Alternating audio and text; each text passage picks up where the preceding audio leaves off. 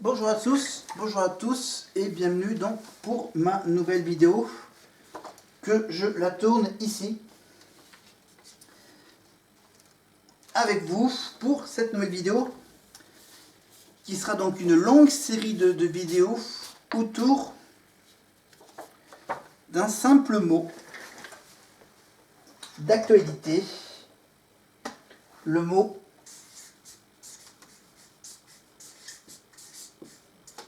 retraite. Le mot retraite, alors bien sûr on va pas parler de l'actualité en ce moment, mais on va plutôt parler tout ce qui parle de la retraite. Alors, la retraite,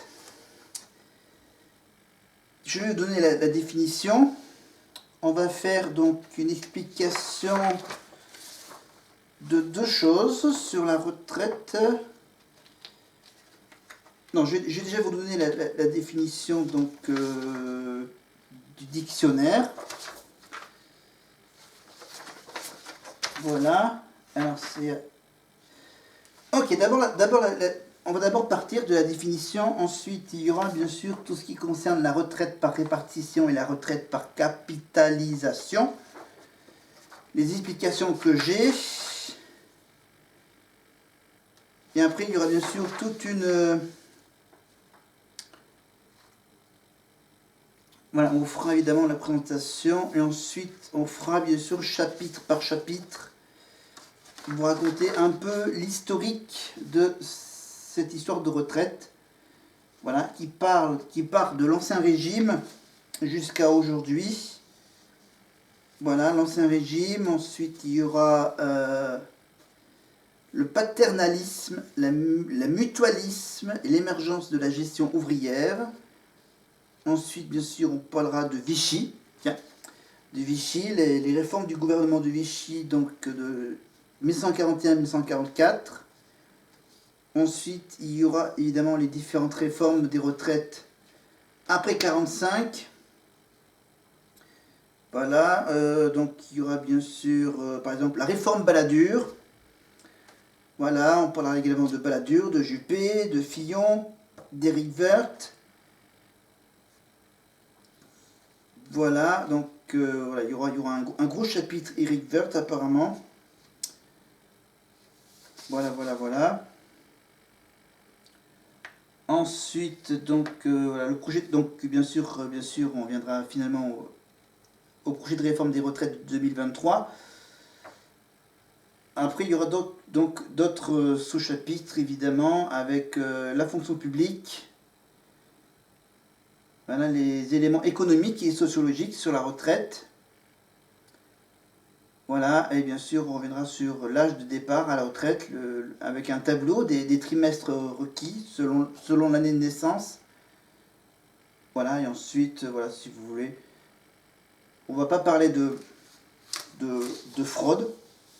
On parlera de fraude si j'ai encore le temps. Mais on va parler d'abord de la base, du point de départ. Le point de départ de la retraite commence d'abord par une définition. D'accord? La définition, donc, la définition, littéraire du mot retraite. Donc, le mot retraite, je vais bien écrire dessus, parce que je vais juste lire la définition que j'ai trouvée. Le mot retraite désigne l'action de se retirer. Pardon, je vais me baisser, parce que je cache le mot. Hop, je trouve la manette. Voilà. Le mot retraite désigne l'action de se retirer. Il peut avoir plusieurs utilisations selon le contexte. Au sens économique et social, la retraite est l'époque dans la vie d'un humain où il se retire de la vie active. Voilà, grosso modo, c'est la signification actuelle d'actualité. Voilà, retraite à taux plein. Bien sûr, c'est l'âge légal du départ à la retraite. On a ensuite la retraite par répartition, je vais vous l'expliquer dans quelques minutes. La retraite par capitalisation Et ensuite, on verra, bien sûr, si possible, la retraite complémentaire des salariés. Et donc moi, j'ai fait des études de comptabilité. J'ai donc un BEP, métier de comptabilité, et un bac pro, métier de comptabilité. Voilà, j'étais dans une classe où j'étais presque le seul garçon de ma classe, à mon époque. En comptabilité, donc, un sujet que je connais pas mal, les engagements de retraite doivent être comptabilisés sous forme de provision. Je ne me rappelle pas du tout de cette histoire de retraite, mais bon, peut-être que c'est des études encore plus supérieures pour la comptabilité. Mais en fait, donc là, tu as le sens économique et social. Ensuite, tu as un deuxième sens, le sens militaire. Oui. Parce qu'en fait, une retraite, ça peut aussi être une opération par laquelle des forces se retirent devant un ennemi plus fort. Ou supposé fort. Voilà. Ou dans un contexte politique et social défavorable. Hein, voilà. Donc l'exemple, la phrase d'exemple, donc c'est une phrase de Napoléon. C'est dans la retraite qu'on perd les hommes. C'est dans la retraite qu'on perd les hommes. Ça a plusieurs significations, plusieurs traductions possibles. C'est dans la retraite, donc voilà. Réussir une retraite en conservant sa capacité militaire est donc un succès rare, au point qu'on l'assimile souvent à une victoire. Troisième sens, le sens religieux. Une retraite est une période où un lieu où un individu se retire de ses activités habituelles et s'éloigne physiquement de son cadre de vie pour un temps de réflexion et de méditation. Ce peut être aussi le nom d'un type de maison religieuse située volontairement dans un lieu totalement isolé. La retraite passionniste. Voilà, donc voilà, en ermite, hein, ou anachorète. Voilà, et bien sûr, on connaît surtout la fameuse retraite spirituelle. Et la retraite, le mot a aussi un sens architectural. C'est la diminution progressive d'épaisseur qu'on donne à un mur, à un support, en partant du pied. Voilà. En fait, c'est l'état de ce qui est en arrière d'un alignement. Voilà. Un châssis de fenêtre ordinairement en retraite de la façade, ou encore, un autre exemple, un contrefort à double ou même à triple retraite. Voilà. Et le mot retraite, on le retrouve dans un des épisodes de Buffy contre les vampires, saison 8. C'est l'info que j'ai. Voilà, l'info que j'ai sur Wikipédia. Voilà. Donc, point de départ, définition, ok, c'est fait. Maintenant, la retraite. Donc, un petit rappel. La retraite désigne la période de la vie d'un travailleur au cours de laquelle il ne travaille plus, mais continue de toucher une somme appelée la pension de retraite. La manière dont la retraite est obtenue est calculée selon le pays. Dans certains pays, souvent des pays pauvres, il n'existe pas de système de retraite. Enfin, voilà. Enfin, globalement, il existe 3 systèmes de fonctionnement de la retraite. Donc, l'aide sociale, la retraite par répartition ou la fameuse retraite par capitalisation. Eh bien, on va commencer. Première retraite.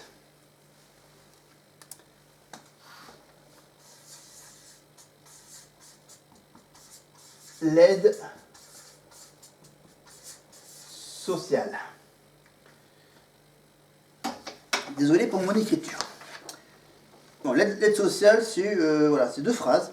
Dans un système par aide sociale, c'est l'État qui verse directement une allocation aux retraités. L'argent des pensions de retraite provient des impôts. Voilà. Court, simple, direct. Donc, troisième système de fonctionnement. Deuxième système. Système par répartition. La retraite par répartition. La retraite par répartition, regardez. Voilà, je me... Ok, peut-être baisser peut-être un peu la lumière, on va essayer. On va essayer ce modèle-là. Voilà, on va baisser au minimum. Ce que j'écris avec le crayon vert. Alors, retraite par répartition, il faut que j'arrive à lire ce qui est écrit. Alors, dans un système de retraite, les travailleurs actuels payent des cotisations retraite. Que tout le monde, bien sûr, cotise. Ces cotisations correspondent à un pourcentage du salaire. D'accord? Cotisation, pourcentage du salaire. Ces cotisations sont versées dans une caisse de retraite. D'accord? Cotisation. Désolé, je ne sais pas. Vers la caisse de retraite. Et j'ai mon enceinte connectée qui me répond. Voilà. Alors, j'en étais où? Cotisation versée, caisse de retraite. Voilà. En fait, ensuite, les caisses de retraite donc reversent une pension aux retraités. C'est ça. Pour que le système soit pour que le système par répartition soit à l'équilibre, les travailleurs doivent cotiser un certain nombre d'années avant de pouvoir toucher une retraite. Voilà, donc là, c'est quoi? C'est en ce moment, on doit cotiser 43 années. Voilà, enfin, un certain nombre de trimestres, bien sûr, voire même un certain nombre de mois. On parle de retraite par répartition, car les travailleurs actuels payent les retraites des retraités actuels. D'accord? Les travailleurs actuels payent les retraites des retraités actuels. Pas des futurs retraités. Quand les futurs retraités deviendront retraités, ça sera évidemment les retraités, ça sera les travailleurs, les futurs travailleurs qui paieront les futurs retraités. Voilà. J'espère que vous avez compris mon explication. Alors, en fait, les conditions de cotisation. Alors, les conditions de cotisation, ça se définit par un pourcentage du salaire prélevé. Un pourcentage du salaire prélevé, et ça peut aussi, bien sûr, selon le nombre d'années de cotisation nécessaires, sont en général fixés par la loi. Donc, la loi actuelle, 43 annuités, qui correspond à un certain nombre de trimestres et un certain nombre de mois. Le nombre d'années, 43 années, et le pourcentage aussi fixé par la loi. La retraite par répartition est organisée selon deux systèmes possibles. Soit par le système du nombre de trimestres de cotisation. La pension de retraite correspond alors à un pourcentage des salaires reçus effectivement pendant la période d'activité. On ne travaille pas, on ne cotise pas, on travaille, on cotise. Soit par le système du nombre de points acquis par les versements du travailleur actif.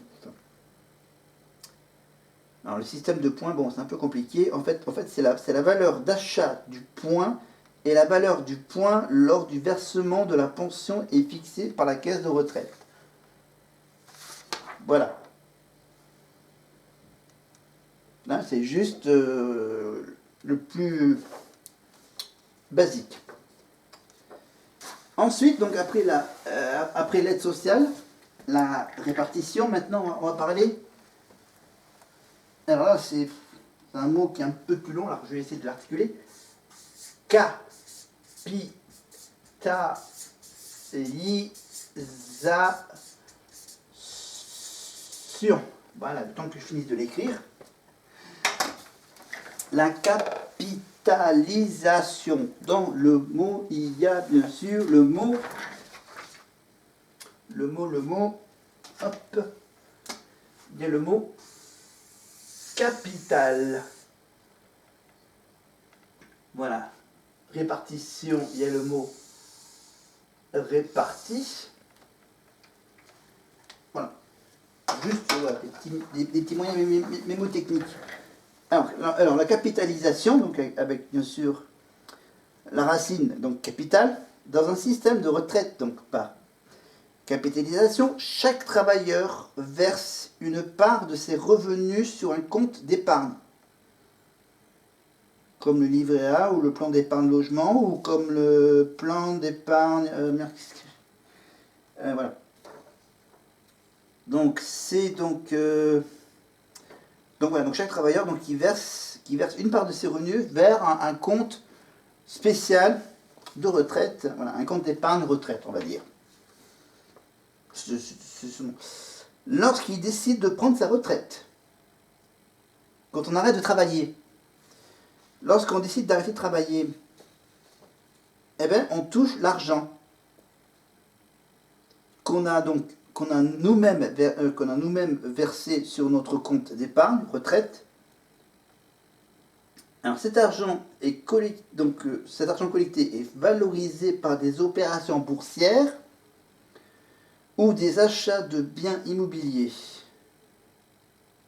C'est un système individuel dans la mesure où chaque retraité reçoit l'argent qu'il a lui-même épargné, si le compte d'épargne est toujours en activité ou n'a pas perdu de sa valeur.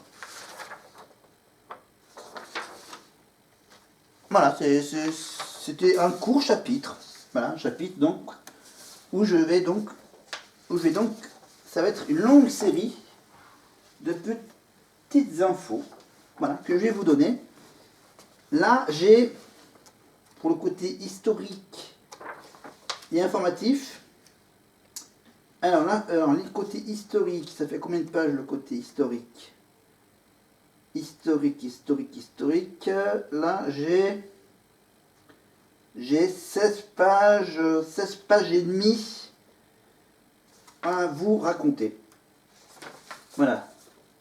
Donc, ils sont presque... voilà, ils sont séparés en 3 parties, non? En 2 parties, en fait. C'est ça. Donc, le début de l'histoire, donc, de l'Ancien Régime jusqu'à après la jusqu'en 45. De l'Ancien Régime, donc, retraite pour militaires jusqu'en 1945. Après, on verra... Après, je verrai comment je vais diviser cette longue partie de 1945 à aujourd'hui, comment je vais diviser ce long chapitre. Mais on va plutôt, voilà, comme j'ai un peu de temps, on va venir vous parler... Alors là, j'improvise totalement la deuxième partie de la vidéo. Alors... Donc on va pas donner d'infos statistiques. Ça, faudrait que je le prépare aussi d'un côté, si c'est intéressant. On va plutôt donc vous faire une liste. Vous faire une liste des différents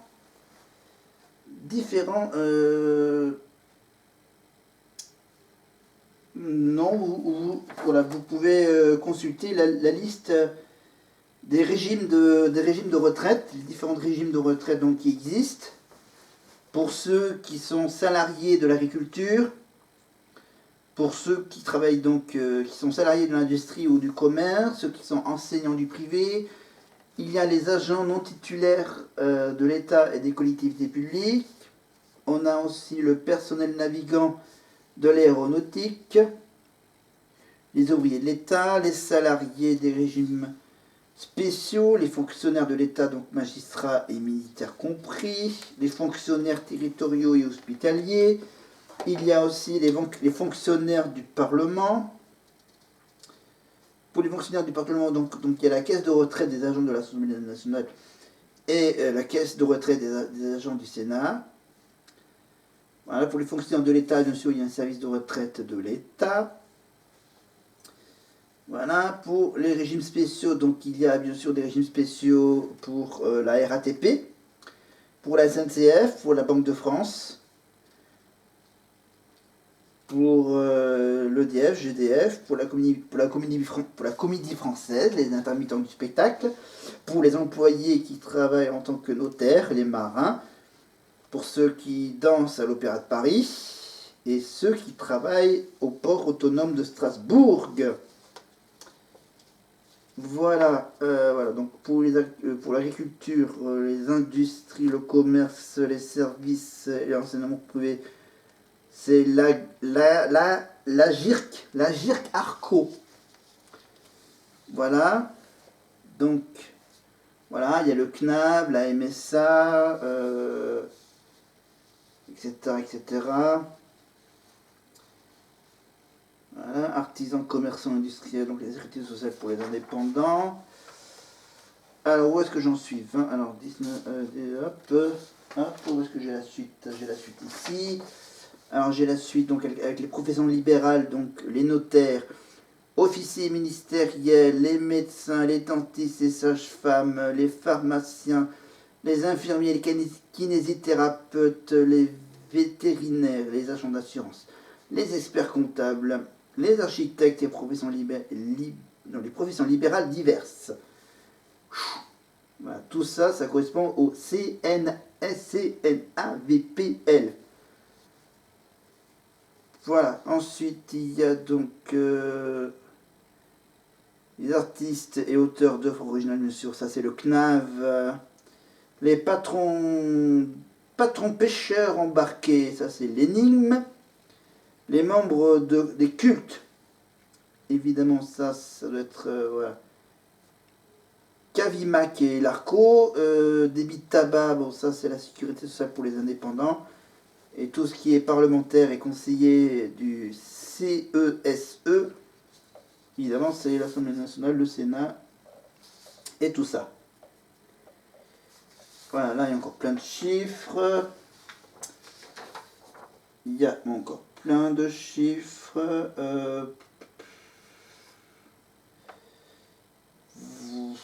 On va quand même parler des inégalités entre les retraités.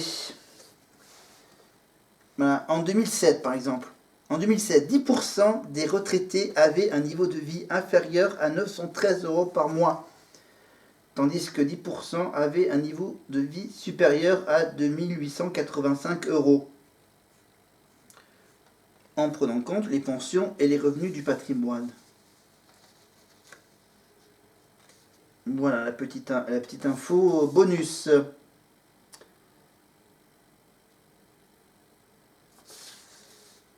Voilà, j'aurais aussi encore deux petites infos bonus sur cette histoire d'inégalité. Alors, page suivante. Alors, page suivante, on parle des autres pays. Alors, c'est quoi ça?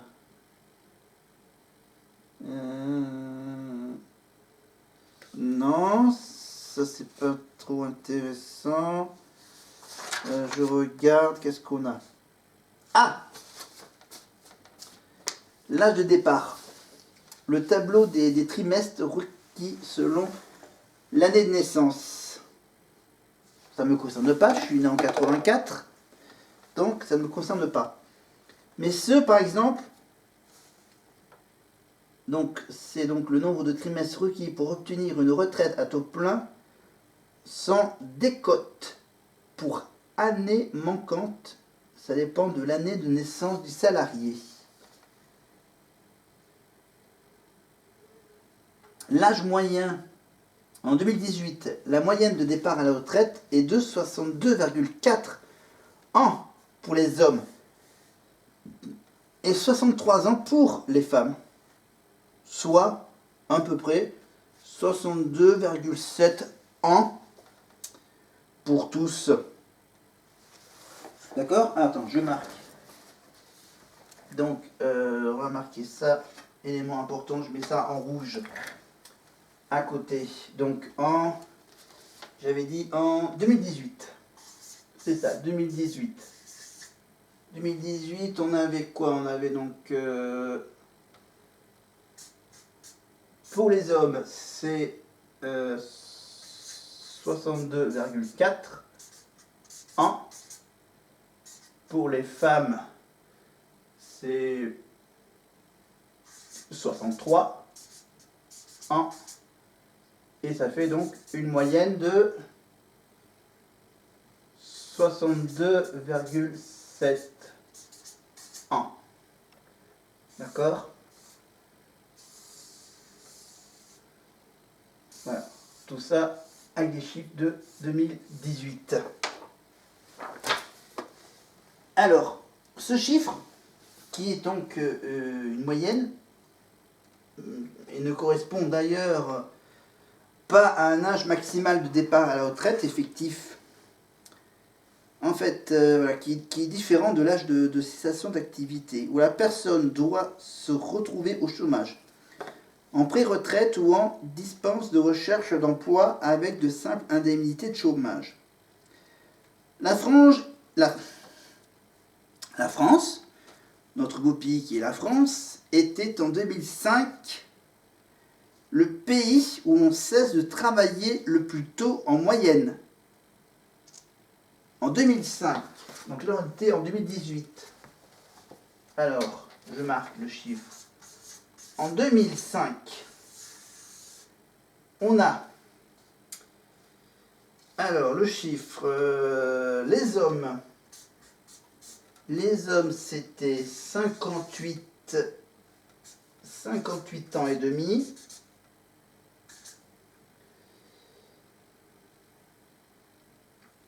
D'accord?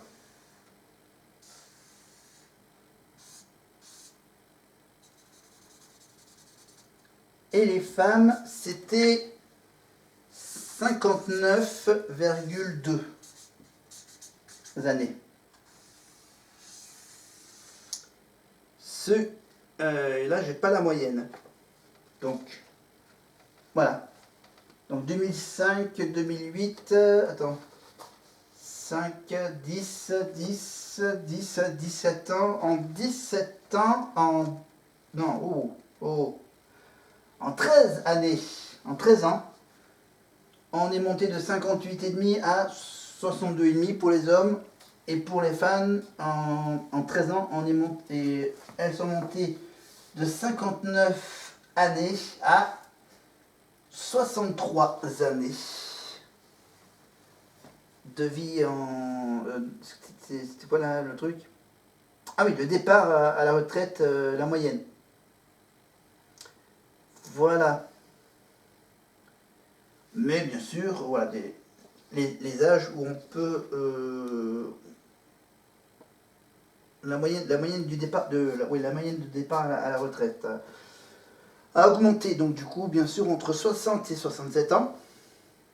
Alors, revenons au texte. Alors, entre 60 et 67 ans, le salarié subit une décote pour année manquante de cotisation de 5% à 10%. D'accord? Donc, pour des assurés qui sont nés à partir de 1953, voire même, voilà, il y a 10% pour ceux qui sont nés avant 1944. Voilà, donc c'est donc une décote moyenne par année manquant de cotisation, bien sûr, en pourcentage par année. Le maximum est plafonné à 25% de sa retraite. La retraite du régime de base étant égale à 50% du salaire. Des 25 meilleures années Le salarié ne touchera alors que 40% du dernier salaire. J'ai pas de place sur le tableau pour tout marquer, ok? Faut tout bien réécouter, voilà, faire un petit retour en arrière pour bien comprendre ce que j'ai dit. Le salarié au chômage qui n'a pas le nombre de trimestres nécessaires à une retraite à taux plein sans décote pour année manquante dépend jusqu'à son 65e anniversaire des ACEDIC, avec bien sûr une échéance reportée à 67 ans par la fameuse réforme de 2010 des retraites. Malgré tout, il a droit au minimum vieillesse. L'allocation de solidarité aux personnes âgées. La SPA. Non, pas l'histoire avec les animaux, non, avec les personnes âgées. Hein. Allocation solidarité personnes âgées. ASPA. Mais au 1er janvier 2019, son montant maximum est de 868,20 € par mois. Donc le montant, alors ça parle de quoi là? Le montant maximum de l'allocation, voilà, donc la fameuse allocation solidarité aux personnes handicapées, personnes âgées, pardon, j'ai dérapé, par mois, pour une personne. Et voilà, et un peu plus bien sûr pour qui vivent, et pour ceux qui sont en couple, évidemment, c'est 1347,88 € par mois. Si elle fait vivre deux conjoints, concubins ou pacsés, c'est bien de préciser. Les agents fonctionnaires sont soumis à une limite d'âge. Les professeurs des universités peuvent prendre leur retraite tout en continuant une activité d'enseignement et de recherche par le statut spécifique de professeur émérite. Évidemment, le fameux éméritat. Voilà, émérite, donc c'est voilà, un ensemble de ceux qui sont donc en éméritat. Alors, pour le moment, ceux qui sont nés avant 1934. 1934, c'est 150 trimestres. Ceux qui sont nés avant 1934, ceux qui sont nés en 1934, eux, c'est 151 trimestres. Ensuite, ça fait en 1935, ça fait 152 trimestres. 1936, ça fait 153 trimestres. 1937, 154 trimestres. 1938, 155 trimestres. 1939, 156 trimestres. 1940, 157 trimestres. 1941, 158 trimestres. 1942, 159 trimestres. Et après 1943, ce sont donc les fameux 160 trimestres. Le nombre de trimestres requis pour obtenir une retraite à taux plein sans aucune décote par année manquante. Évidemment, ça dépend. Ça dépend donc de l'année de naissance, bien sûr, que je viens de vous donner. Alors, page 23, page 24, page 25. Alors, 25e page, qu'est-ce qu'on a encore? Ça tourne toujours. Alors, ah oui, la réforme la réforme Fillon, que je vais vous parler bientôt. La réforme Fillon de 2003 a rallongé jusqu'à 164 trimestres la durée de cotisation pour ceux qui sont nés en 1952. Alors, pour la réforme Fillon, donc pour ceux qui sont nés en 49, c'était 161 trimestres. Pour ceux qui sont nés en 1950, c'est 162 trimestres. Pour ceux de 1951, 163 trimestres. Et donc, 1952, les 164 trimestres. Le principe d'un allongement continu de la durée de cotisation a été posé par les réformes de 2003 et 2010. Cette durée doit être fixée par décret avant le 31 décembre de l'année au cours de laquelle les futures retraites atteignent l'âge de 56 ans. après consultation du Conseil d'orientation des retraites. Le fameux COR, que tout le monde entend parler en ce moment. Le COR. Et donc, la durée de cotisation a été rallongée pour les personnes nées après 1952. Pour ceux qui sont nés en 53-54, 165 trimestres. 55 à 57, 166 trimestres. 58-60, 167 trimestres. 61-63, 168 trimestres. 64 à 66, 169 trimestres. 1967 à 69, 170 trimestres. 70 à 72, c'est 171 trimestres. Et à partir de 1973, c'est 172 trimestres.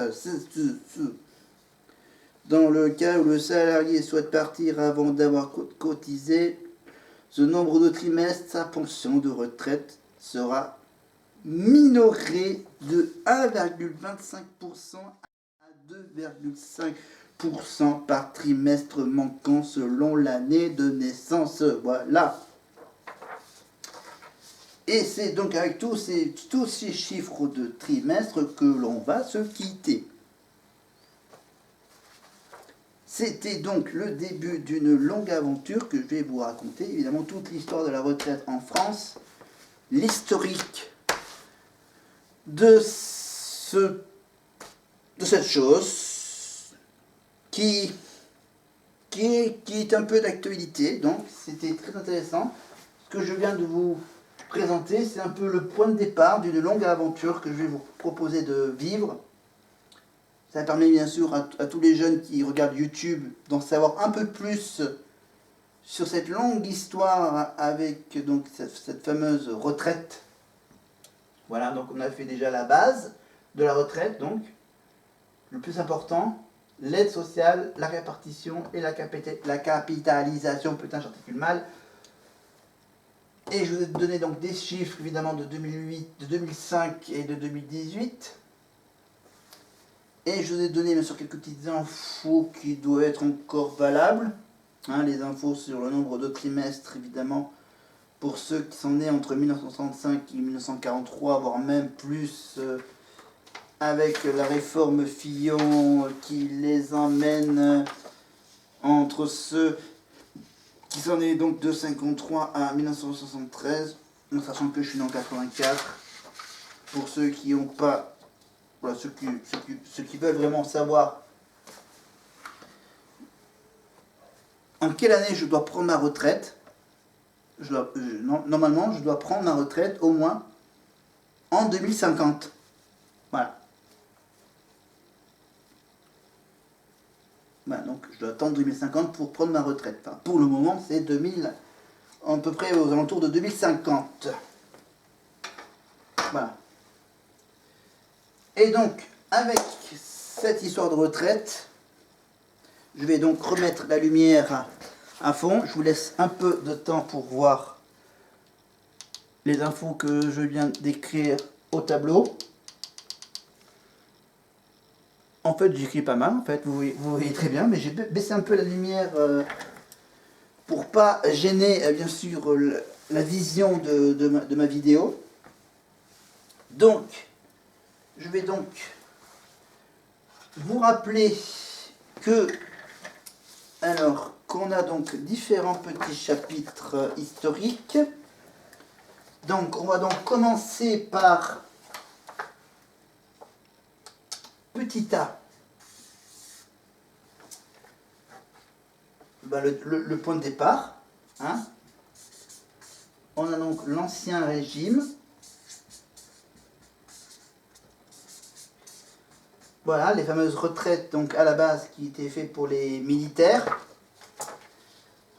Donc là, que je regarde, que je retrouve le départ de l'historique. L'Ancien Régime, donc là on doit être, voilà, on est loin, on est On est en 1673, on est avec Louis XIV, si je ne me trompe pas. Voilà, Louis XIV. Après, je pense qu'on va aller jusqu'à 1910-1927. On va faire combien de pages? On va faire ça. 1910-1927. Ok. Donc 1, 2, 3, 4. 4 pages. 4 pages. C'est ça, on va aller donc de l'Ancien Régime à...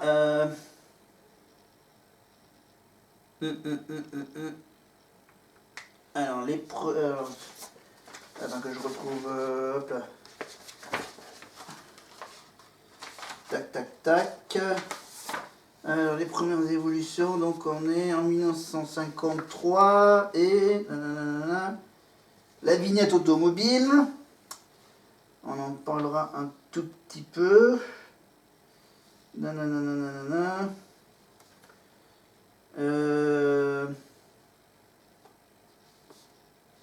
Voilà, Ancien Régime, donc... j'avais dit quoi? J'avais dit 1000... j'avais dit quelle année? Ah, 1673, voilà. 1673 jusqu'en 1945. Petit B. Petit B. Ensuite, on est donc en 1945. Et pour la suite... Alors, est-ce que je suis pas perdu? 4, 5, 6, 7, 8. Alors, 8. Alors, est-ce qu'il y a la suite? Voilà, la suite est là. Alors... Oula, pardon. C'est ça, 1945, 1971, la loi Boulin. 1982, la loi Auroux. Alors, on va faire quoi? On va faire ça, 1, 2... On va faire, donc on va faire baladure. 1, 2. On va faire jusqu'aux années 2000. Tiens, on va faire jusqu'en... On va faire jusqu'à la réforme Fillon de 2003. Voilà. Et ensuite, petit c, on fait évidemment de 2003 à 2023. Voilà. Et ce qui nous restera en troisième partie, ça sera la réforme Fillon avec la droite, la réforme des régimes spéciaux de 2007, la réforme Woerth de 2010, avec tous les mouvements de manifestation de l'époque en 2010, l'avant-projet de loi donc sur les retraites, et les deux mesures principales qui s'ajoutent à une série d'autres points, les retraites complémentaires et les retraites des parlementaires, la pénibilité et l'invalidité. En 2013, avec la poursuite des débats, voilà, le projet de réforme des retraites de 2020, et donc le projet de réforme actuel de 2023, que tout le monde apprend à le connaître. Voilà un peu donc tout sur mon tableau qui est marqué juste en bas, le détail de ce qu'on va découvrir, donc en commençant par l'Ancien Régime, 1673-1945. Ensuite, on fera évidemment de 1945 jusqu'aux années 2000, 2003. Et ensuite, on finira bien sûr avec les 20 dernières années de 2003 à 2023. Voilà, ce sera pour le mois de février. Et ça sera pour les 3 semaines du mois de février, bien sûr, pour qu'ensuite, dès le mois de mars, on passera à autre chose. Voilà, quand même, hop là. J'ai mon petit calendrier quelque part. Voilà, je le prends. Je le mets. Ok, il n'est pas trop tard. Alors, on va conclure. Donc, en février, on est le combien déjà? Ok. On est le 5. Donc, 1, 2 et 3. Le compte est bon. Voilà, donc le 12, on fera le premier chapitre pour le 12 février. Le 19 février, on fera le chapitre B, 45 à 2003. Et le 26 février, on aura bien sûr le dernier chapitre de 2003 à 2023. Voilà, donc ça sera donc 3 chapitres à découvrir, donc 3 nouvelles vidéos à découvrir donc pour ces 3 prochaines semaines. Je vais donc préparer les miniatures sur YouTube. Je prépare bien sûr une petite publication très précise sur mon réseau perso. Et on verra donc ensuite au mois de mars. Donc le mois de mars, je serai peut-être pas forcément en vacances. 1, 2, 3. Donc au mois de mars, il y aura normalement le changement d'heure. Ensuite, on passera donc à la saison printanière. Donc l'idéal, c'est que je prenne des vacances vers Pâques. Hein, je vais faire des petits mois. Là, je vais faire 3 mois presque complets. Et ensuite, donc, on aura donc sur donc, le prochain jour férié. Donc il y aura donc la Saint-Valentin, bien sûr. Mais ça, la Saint-Valentin, c'est le mardi 14. On a encore une semaine pour préparer les fêtes des amoureux.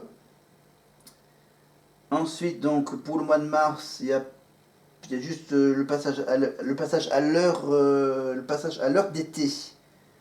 Le 26 mars, le dimanche 26 mars, passage à l'heure d'été, donc où on dormira 1 heure de moins, parce qu'on va avancer les pendules d'1 heure. Pour le mois d'avril, il y aura bien sûr le lundi de Pâques, les 9 et 10 avril.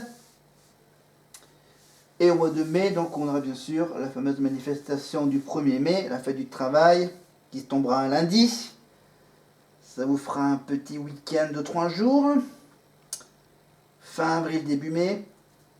Ensuite, il y aura un petit week-end de 3 jours aussi pour le 8 mai, qui tombera aussi un lundi. Ensuite, on aura le petit pont du jeudi de l'Ascension, le petit week-end de 3 jours du mois de mai. Évidemment, qui sera apparemment voilà, le jeudi 18 mai, l'Ascension, et le lundi de Pentecôte. Donc ça nous fait 3 petits week-ends prolongés pour le mois de mai, évidemment, avec le 1er, le 8 mai et le 28 mai. Le 28 et le 29 mai. Ensuite, il y aura surtout, bien sûr, le mois de juin avec les 2-3 petites fêtes, celle des mères, celle des pères et la fête de la musique. La fête des mères le 4 juin, la fête des pères le 18 juin, qui sera aussi une journée historique, hein, l'appel du 18 juin. Donc on en profitera pour fêter les papas, les mamans donc le 4 juin.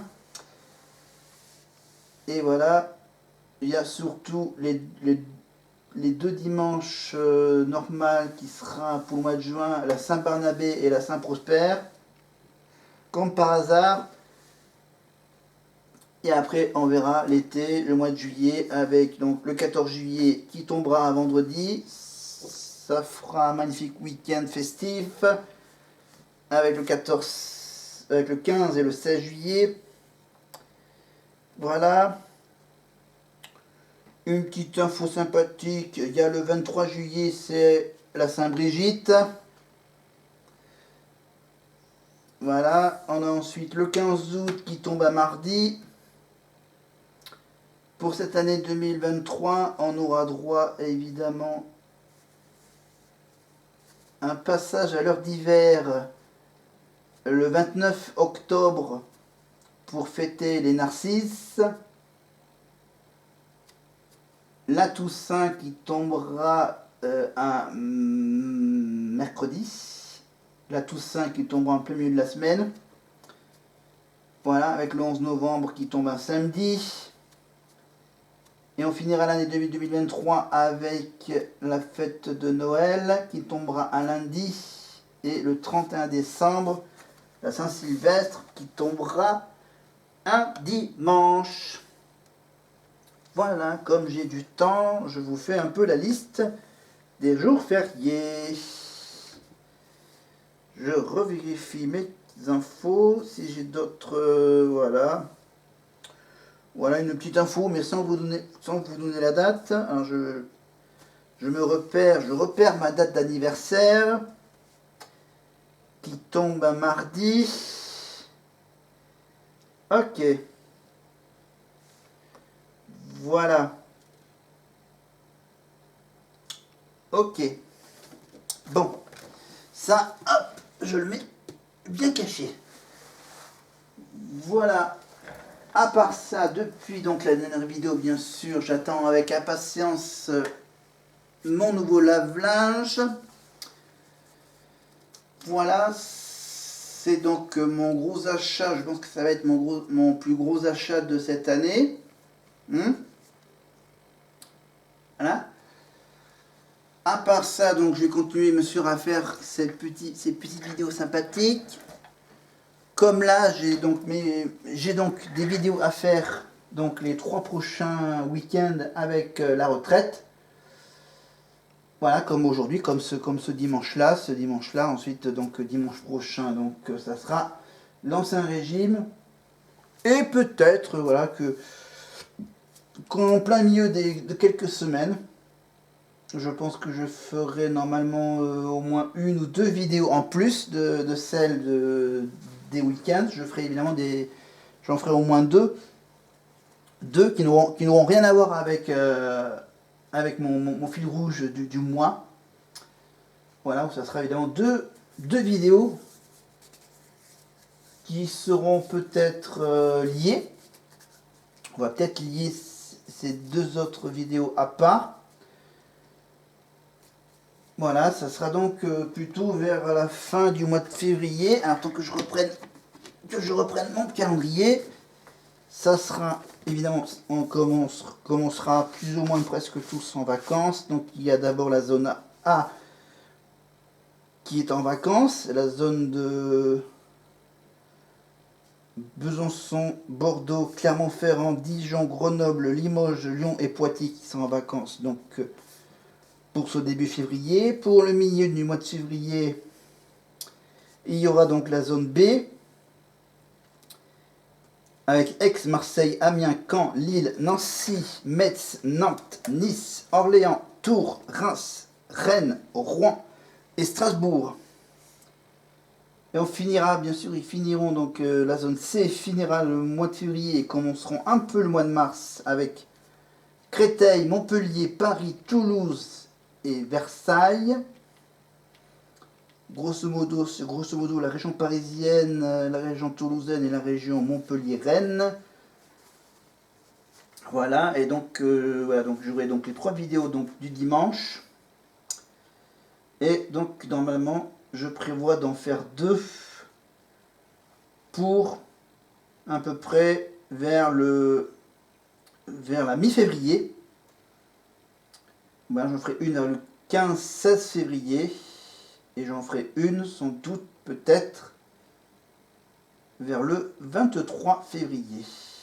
Voilà, j'en ferai au moins 1 ou 2 à ces 2 petites dates supplémentaires, avec bien sûr ceux qui concernent la retraite, donc des 3 prochains week-ends de février. Voilà. malheureusement, bien sûr, je vais pas trop pouvoir faire de grève. Je suis pas très fan de manifester. Donc voilà, je fais... Ok, mardi, je fais... Enfin, oui, je vais quand même aller à mon poste de travail. Parce que bien sûr, on a aussi un peu besoin d'argent. Moi. Voilà. Et voilà, donc j'ai donc une livraison d'électroménager à réceptionner le matin et ensuite à venir travailler. Voilà, j'ai donc inversé mes heures de travail matinales et de les faire donc dans l'après-midi pour ne pas sacrifier donc là, pour ne pas sacrifier mon nombre de jours de congé, parce que normalement je vais en prendre donc pour le printemps, j'en prendrai peut-être quelques jours pour peut-être faire des ponts au mois de mai, pour faire un des 2-3 ponts au mois de mai. Et ensuite pour l'été prochain, donc je vous le rappelle, mes vacances de l'été prochain qui seront un peu plus vers le sud, vers, si je ne me trompe pas, on sera donc dans le département, je regarde la carte, ah bien, il faut que je me rapproche plutôt. Alors, le département de... le temps que je retrouve, voilà, le Tarn et le Tarn-et-Garonne. Tarn et Tarn-et-Garonne avec bien sûr Albi, dont le Tarn est peut-être Castres, si je me trompe pas, parce que Cahors, je l'ai déjà fait. Ça doit être Castres. Non, ça c'est le... Non, j'ai bien lu Cahors. Non, c'est... Pardon, c'est Albi et Montauban, si je ne me trompe pas.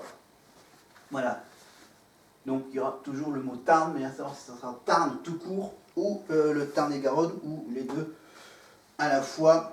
Mais ça, on verra, on a encore le temps. On est qu'en février pour attendre jusqu'en août.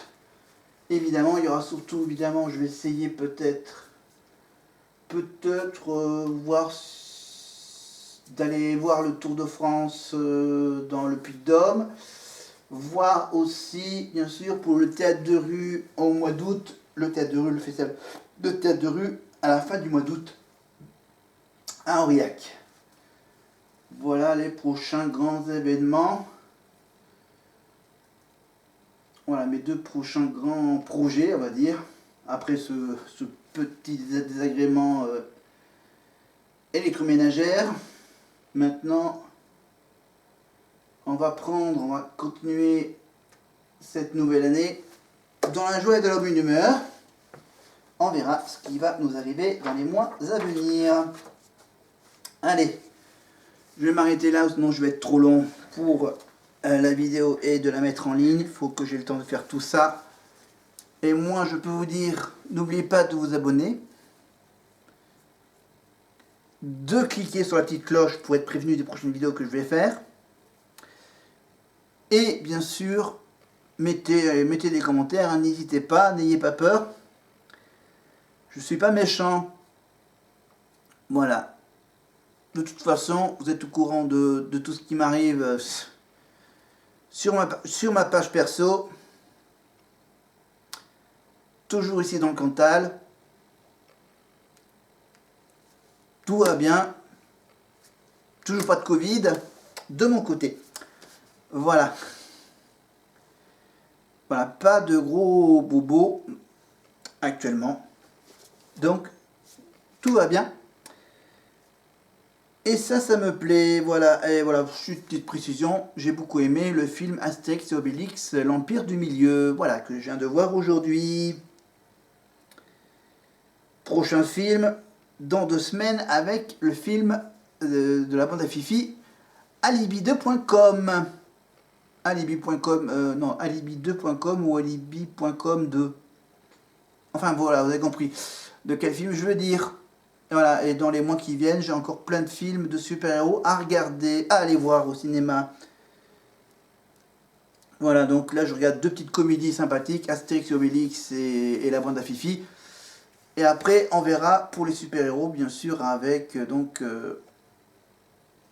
avec peut-être aussi, peut-être, voilà, non, c'est peut-être des super-héros, il y a aussi un film avec des courses de voitures dans les mois qui viennent. Voilà mon programme cinématographique.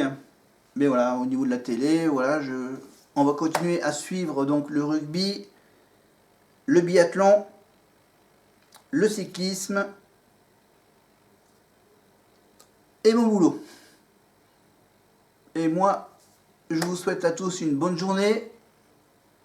Et je vous dis donc à la semaine prochaine pour la suite de mon histoire autour de la retraite. Bye bye.